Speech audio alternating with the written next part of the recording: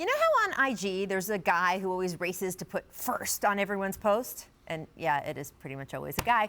I don't know who started that or who thinks it's clever, but it's not like it only happens online. Everywhere you go, there is a rush to be the one who said it first, predicted it first, wrote it first. So it wasn't a surprise last night that when Zion Williamson made his long-awaited NBA debut, the evening was roundly declared a dud after he played just a few minutes of the first quarter. What do you mean that was his only shot attempt? What do you mean there were no dunks? I turned it off. Of course, in life and in basketball, what happens first is usually not the most interesting part, and it's certainly not always predictive. Richard Jefferson, sitting next to me, certainly knows what happened to anyone who declared the 2016 NBA Finals over off the Warriors' initial lead. I see you, Stephen A. Last night, the chorus of Zion naysayers had to eat their words too, because here is the fourth quarter. Watch Zion go up top over Jakob Poeltl to grab the rebound. Poeltl is 7'1". Zion is 6'6", and yet the height he gets and then the court vision as he races down the floor to thread that pass to Etuan Moore. And after that, well, the dam burst. Zion's flood of scoring started with San Antonio giving him all the room at the three-point line. Thank you. Then this lob from Lonzo. Thank you. Then another three. And hey, Spurs, might want to tighten up that cushion just a little bit. Here is a putback Zion fights for. Very impressive. Then another three out here. And this is when absolute bedlam was breaking out in the arena. NBA season has started. Meanwhile, though, twice during that stretch, you might not have noticed it, but the Pelicans actually sent players to the scorer's table to check Zion out of the game. First Nicolo Melli, then Derek Favors. Both guys eventually just came back to the bench, though. Sit your tail down. Coach Alvin Gentry was arguing at that point with the medical staff. See, the plan going into the game had been to give Zion short bursts of minutes in each quarter to avoid him getting fatigued, because fatigued muscles are more susceptible to injury.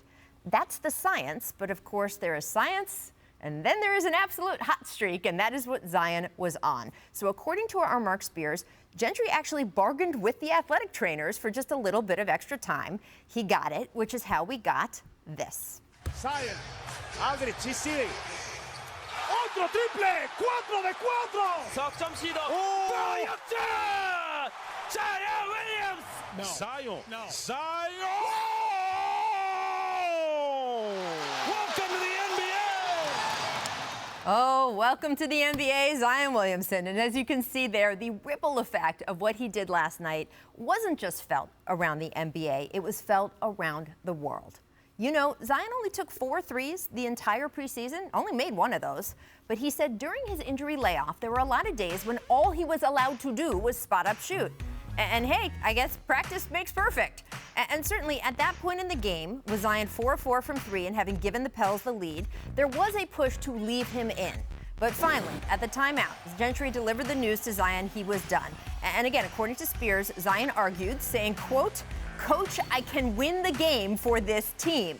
He apparently still felt that way on the podium later. Here he was to the media.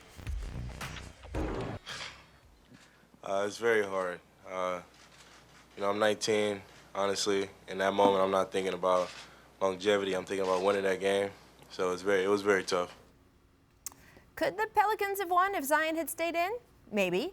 Does it matter in game 45 of the regular season? I mean, if New Orleans misses the playoffs by just one game, sure, maybe. No. But the truth is that this isn't really the Pelicans, and Zion aren't playing for his first night as an NBA player. They're not even really playing for this first season, because being first isn't the most important thing. Being lasting is.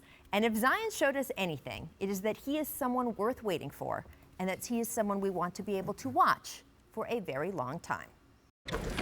Thanks for watching ESPN on YouTube. For more sports highlights and analysis, be sure to download the ESPN app. And for live streaming sports and premium content, subscribe to ESPN+.